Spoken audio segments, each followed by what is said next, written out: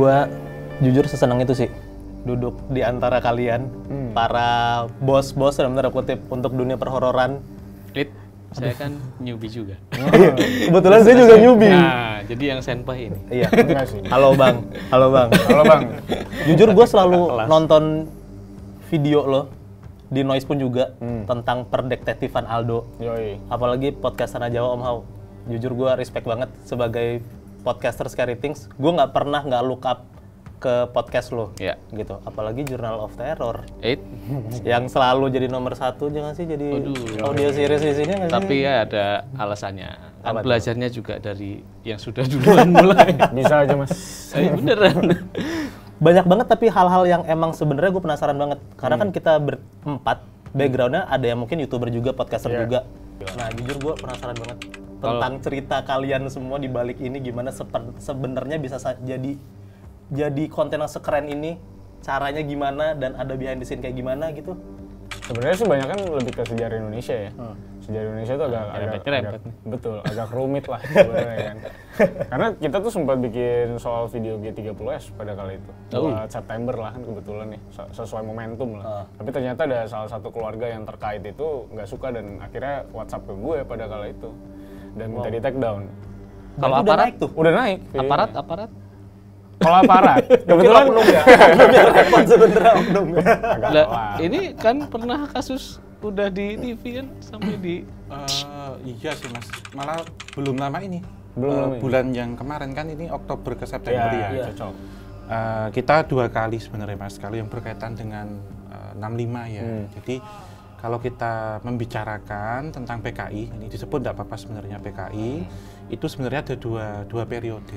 Jadi 65 dan 4849. Iya. Oke. Kalau yang 4849 yang PKI di Madiun, itu bebas nggak apa-apa. Karena sudut pandangnya beda.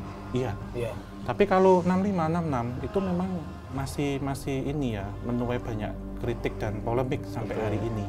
Kalau yang mirip ada nggak cerita yang pernah lu bawain? Sebenarnya ada hal yang mengerikan pas gue lagi take podcast. Untuk orang-orang awam mungkin deg-degan kalau misalnya pas lagi take ada suara-suara. Lu tuh sendiri mau take? Gue bertiga. Oh bertiga. Gue podcaster Scary Things bertiga, dan waktu itu pernah ada 1-2 suara yang masuk di saat gue take. Oke. Pas tiba-tiba gue tetap lanjut take, ada suara-suara masuk, gue masih bodo amat lah, karena gue mikir kan barengan berempat, ya kan kita juga nyari uang di sini, nggak ganggu kan. Pas gue pulang, ternyata ngikut ke rumah gue. Woi. Kebetulan banget gue lagi sleep callan sama bebekku sebelum bobo tuh. Lebih cakep mana mau itu? Nah kebetulan Bebek lu bebekku, apa? makanya gue pilih pacar gue bang. Oh, iya. Pas gue lagi video callan, tiba-tiba gue udah ketiduran. Tiba-tiba pas paginya gue bangun, cewek gue bilang, ternyata pas lagi video callan, HP gue taruh di dinding. Jadi gue ngedepanin kamera, di belakang gue tuh langsung dinding pintu gitu. Tiba-tiba dari HP cewek gue itu ada screen record waktu pas gue lagi video callan sama cewek gue. Dan pas tiba-tiba ada gambar video call yang direcord itu, ternyata ada 3 sosok berdiri di belakang gue pas gue lagi tidur. Ini om kamu lihat beneran nggak? Iya. Tapi sekarang nggak ada kan om, gue takut dia anjir. Ada sih masih kalau gue lihat ya. Jangan dong, jangan. Kan kamu bahas konspirasi aja. Dia empiris. Itu tadi sosok 3 cewek di belakangnya mas. Saudara gue bilang ada 3 om sosoknya, tapi yang paling besar itu cewek. Gitu. Ini lagi di Terawang loh. Masih ada nggak sih mas? Nggak ada kan om? Oh, Jujur takut nih om. Tidurnya di lantai. Siapanya? Ada dipannya gitu? Oh, aku ada dipannya. Kasurku ada dipannya. Ada dipan, terus ini pintu di sebelah sini. Iya. Mas waktu video call di sini, 3 sosok ini ngelihat ke sini. Iya. Oh iya. Di Terawang tuh. Ada bener mas. Ada. Tapi sekarang udah nggak ada kan? Kalau mas ke belakang ini agak anget panas, berarti ada gitu aja, coba sekarang. Coba ya. Coba lu. Benar loh mas, ini nggak nganu, coba aja gini sekarang. Bentar aja. Panas loh. Assalamualaikum. Panas Ini ya? kan dingin harusnya ya, iya. logikanya. Om, jangan dong om, takut nih om. Tinggi dikit. Nah, Kalau agak ngerasa ini nggak, Assalamualaikum. agak merinding masuk nggak? Masuk. Masuk ya, Mas? Ya, berarti ada berarti. Kerasa? Beneran dong, saya tanya beneran. Berasa. Ini apa karena gue takut ya? Tadi sempat sekilas, kan saya harus konfirmasi. Apakah ini kamu yang datang waktu itu? Iya. Nah, misalkan datang waktu itu, tolong dikasih visi atau gambar ke saya. Dina kamarmu, mas. Oh ternyata dina kamarnya benar, berarti dia nggak bohong. Oh. Misi. Ya udahlah. Ya kayak gini sih Mas. Jangan dong. Apa itu Om, model minta tolong, kita rambutnya? nggak ganggu belum. Rambutnya diarahin ke depan, tapi ini yang cewek yang gede, Iya. yang tengah Iya, benar. Gitu deh Mas modelnya. Oh. Astagfirullahaladzim, merinding saya nggak bohong. Itu gini sih, dia kan berasal yang dari kantor lama Jeruk Purut Iya. tuh. Tapi kan aku nggak ganggu loh Om. Enggak, soalnya dia Enggak, jangan ngomong, takut Om. tuh pengen diceritain soalnya. Soalnya dia ya punya kisah kenapa dia harus melakukan itu. Aku ini waktu nulis audio series kan aku sempat riset juga ke kepolisiannya. Dan ternyata aku baru tahu juga kalau di Indonesia itu nggak ada detektif. Iya. Ya artinya reserse aja udah kepolisian gitu. Dan kata polisinya waktu gue riset, itu mah kamu terpengaruh film-film Hollywood ya gitu kan. Oh jadi nggak ada, ya nggak ada. Lah kalau detektif swasta, detektif Aldo misalnya. Kalau dia mengganggu investigasi ya ditangkap gitu kan. Terus aku terus nanya sesuatu yang mungkin berkaitan dengan materi kan. Memungkinkan nggak sih kalau seorang polisi itu memakai jasa anak indigo gitu orang Supernatural ya. Ya supernatural lah gitu kan. Banyak kayak gitu ternyata bener kayak gitu, bener nggak ngerasa kayak gitu? Iya. Termasuk saya memang beberapa kali gitu Mas, tapi untuk Apa, saat beberapa kali apa? ditanya, Oh dimintai? ya Direkrut. enggak Mas. Dibayar nggak Mas? Dibayar nggak? Tersembunyi lah Mas, nggak boleh. Maksudnya Karena itu nggak empiris kan? enggak. Jadi Contohnya apa? Contoh misalnya kayak ditanyanya apa nih? ya semisal kasus pembunuhan yang tanpa jejak Ya. sama sekali, mutilasi lah ya paling susah ya. Iya. Bagaimana cara menemukan potongan tubuh? Masih. Manusia itu sejatinya ada 4 unsur ya, atau sedulur papat limo pancer, 4 saudara. Yang berserta lahir itu ada darah, ketuban, tali pusar, plasenta, ari-ari. Itu semuanya ada ruhnya, ada jiwanya. Itu selalu mendampingi kita dan dalam posisi hari ini pun apa yang dipakai persis dengan kita. Inilah yang nanti akan menjadi informan Mas utama. Wow. Maksudnya informan tuh dia punya karakter? Iya, residual memory dan energinya itu. Oh. Nah ini ketika jasad ini sudah ditinggalkan atau sudah rusak bahkan sama sekali, dia pasti akan ngikuti terus. Bahkan posisi orang itu ketika mandi, dia itu akan tahu ngikuti terus. Oke. Sedetail itu. Saat seperti halnya pelakunya siapa gitu ya, pergi nih pelakunya jauh, bawain, termasuk buang barang bukti ya. Iya. Kan ngikut ini Mas, karena pasti setidaknya ketika ada laku pembunuhan, kita lihat motif-motifnya dulu. Iya. Misal ada percikan darah, bahkan aksi melawan ya, misal dicek itu kan pasti gini. Iya. Ini ketika ini kan akan ada melukai. perlawanan. Iya. Atau orang ini contoh misal dia bukan perokok, membunuh seseorang yang perokok. Abunya. Iya, kita lihat ini Mas, struktur dari rokoknya. Rokok itu akan terhisap cepat. Kenapa? Karena pelakunya nggak terbiasa rokok dan waktu itu panik, sehingga arahnya akan ketahuan. Siapa temennya paling dekat atau entitas ini akan ngarahin arahnya kemana. Sorry, berarti Om Hao pernah sampai tracking itu terus ketemu gitu Pak? Maksudnya mayatnya? yang Ya termuka. pernah sih Mas, tapi ini siapa saya nggak boleh kasih tahu ya. Oke, nggak apa-apa. Tapi pernah, berarti intinya itu terjadi ya? Pernah Mas. Tapi sebenarnya kalau misalnya kayak kita nih, kan dari aku sendiri kan misalnya suka bahas kasus pembunuhan gitu kan. Iya. Sebenarnya itu mempengaruhi tempat kita kerja nggak sih, Mas? Karena di kantorku tuh sebenarnya di ruangan aku tag podcast itulah satu-satunya tempat yang anak-anak karyawanku tuh pasti Nggak ada mau masuk. lihat setannya di situ dah. Pokoknya ada di situ mulu dan selalu menyerupai orang-orang yang Pernah dibahas. kerja di sana. Oh gitu. iya iya. Kalau forum kita membicarakan seperti itu pasti. Karena kita terpancing. Walaupun yang misalnya kasus pembunuhan tuh luar negeri gitu, Mas. Iya semua Mas, karena kan tidak terikat oleh ruang dan Boundaries. waktu. Terkadang ketika sugesti itu semakin tinggi ya, ataupun sugesti itu semakin dalam, entitas lain yang menyerupakan diri itu bisa. Jadi Tapi memang selalu harus nyamar, bersih. Mas. Iya, bisa. Tapi bisa lu pernah lihat? merubah wujud. Gak pernah gue, Mas. Tapi karyawan gue tuh selalu pada lihat. Nyamar jadi siapa lah gitu. Iya. Aku kan ini mungkin aku karyanya mungkin agak berbeda sendiri karena kan di Noise ini, audio series ini medium yang cukup baru gitu. Nah, aku kan agak berbeda nih karena istilahnya apa ya? Menceritakan yang ibul gitu, membuat cerita gitu. Fiksi lah ya. Fiksi. Cuman kan materi-materinya aku mau jujur aja lah.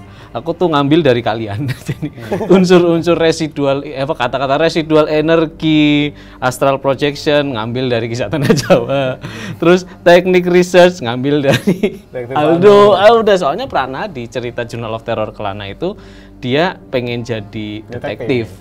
Cuman pakai kacamata, jadi nggak bisa masuk ke kepolisian lah, kurang lebih begitu. Sehingga sebetulnya kagak nyampe aja otakku untuk bikin cerita detektif. Jadi makanya Aldo wah udah keren lah bisa ngeriset seperti itu dengan data yang sebetulnya ya effort juga kan. Nah, di setiap akhir episode, nah ini mungkin agak berbeda. Kalau di Aldo kan setiap akhir episode ya konklusi.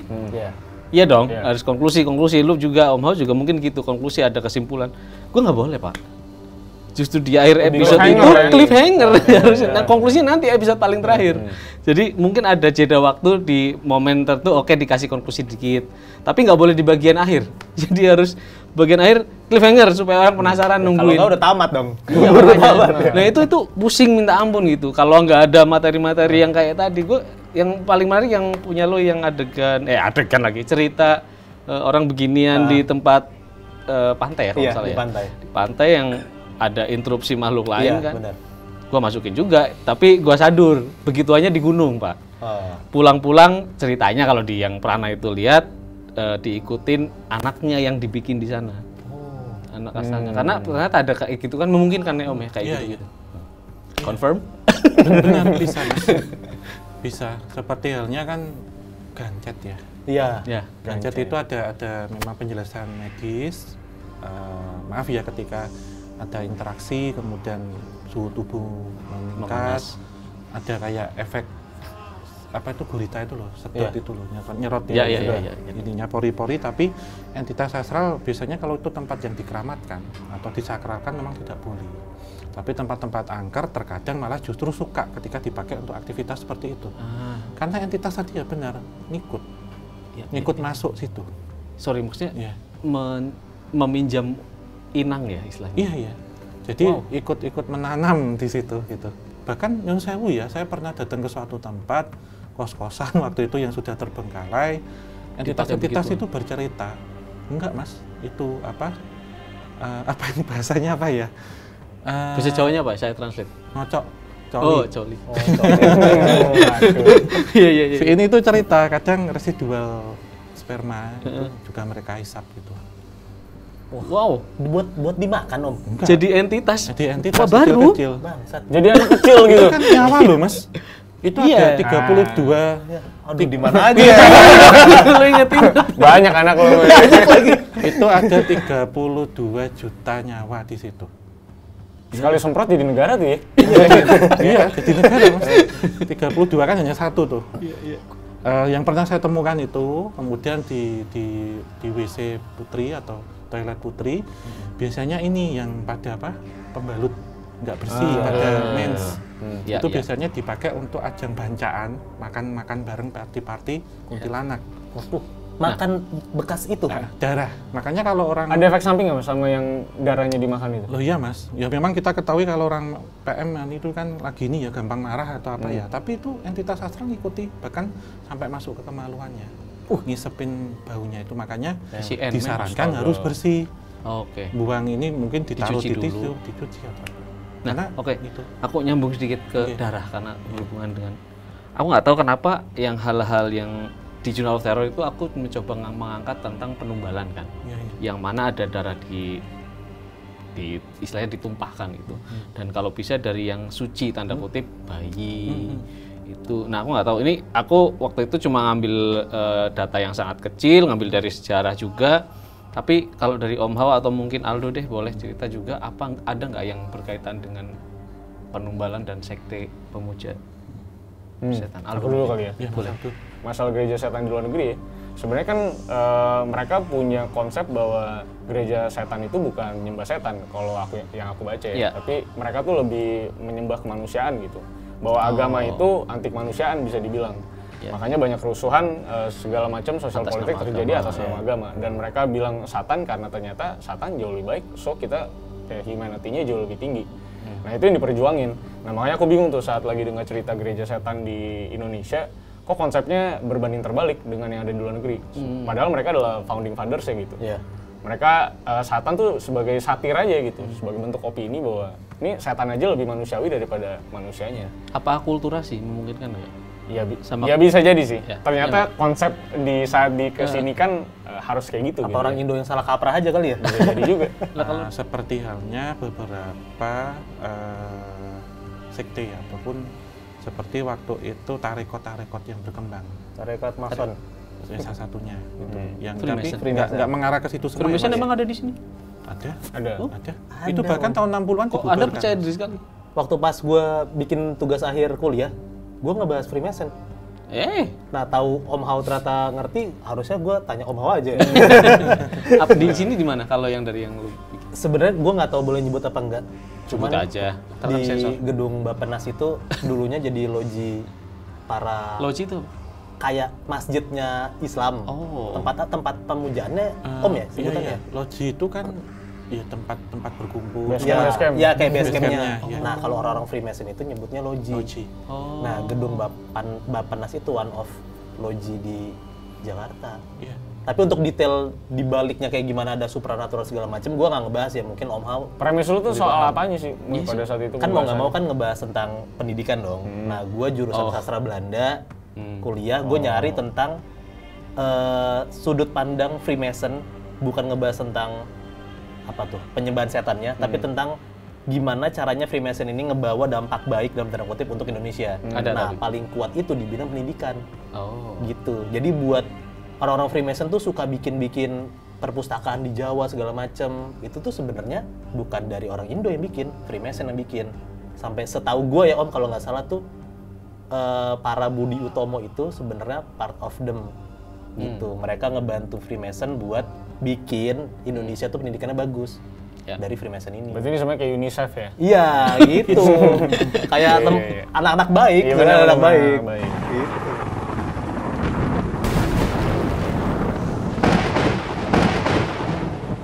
Tadi diskusinya menarik banget. Aku mengkonfirmasi beberapa hal dan ternyata benar. Ya artinya data yang tak kumpulin nggak ngaco lah. Mungkin aku mau nanya sedikit pendapatnya gitu ke kalian semua yang apakah sudah mendengarkan yang season kedua? Udah Season dong. Udah. Mungkin ada tanggapan dengan konfirmasi data masing-masing. Soalnya Oma mau duluan. Oma? Jenderal Astral dulu kali ya? Jenderal Astral. Gitu. Tentang Prana kan melakukan penelusuran lewat astral gitu. Kalau Om Hao gimana? Iya, iya. Menurut saya memang astral projection itu kan kalau disebutnya ngerogoh sukmo ya Mas ya. Iya. Atau mengeluarkan ruh kita untuk melihat dari jarak jauh gitu, ataupun bisa melihat peristiwa aktual yang terjadi sekarang ataupun kembali ke masa lampau untuk membawa informasi-informasi itu. Informasi yang dibawa ini tentunya kerekam, diolah, kemudian jadikan suatu produk seperti yang Mas Wita sampaikan itu. Memang seperti itu Mas metodenya. Hal ini yang kemudian terkadang selama ini kalau bilang retrokognisi itu salah kaprahnya itu hanya nerawang saja. Padahal retrokognisi itu kompleks Mas, harus benar-benar bisa menganalisis dan mengumpulkan data. Termasuk bahasa-bahasa sumber yang dipakai. Kita ketika bilang tentang Belanda harus pakai bahasa Belanda Mas. Jepang harus bahasa Jepang. Harus menguasai ya? Iya, harus paham gitu, karena entitas yang tidak menguasai bahasa sesuai dengan yang kita maksud itu pasti bohong. Banyak tuh. Iya. Iya, itu Banyak tuh. Jadi benar-benar harus saya mendengar ini apakah misal Belanda Mas, misal ini Belanda kuno, modern atau aktual, ataupun ini dari abad keberapa yang dia sampaikan. Atau misal entitas asing nih ya, misal Jepang atau apa, ataupun konteks-konteksnya yang dekat dengan siapa. Jika informasi itu kita merasanya cukup, kita banding-bandingkan Mas, baru kita kembali ke diri kita. Jadilah nanti yang disampaikan Mas Wita itu jadilah astral projection, itu salah satu metode yang dipakai. Tapi keren banget loh, gue pas denger Journal of Terror 2 emang tentang persektean yang ada di Indonesia Timur kan masalahnya. Iya, Pas gue settingnya lihat situ. juga, sejujurnya gue belum pernah ke Indonesia Timur gitu. Oke. Setelah gue dengar Journal of Terror 2, gue merasa kayak beneran Om. Iya. Padahal ini lu ngarang semua kan? Ya itu pinternya orang-orang.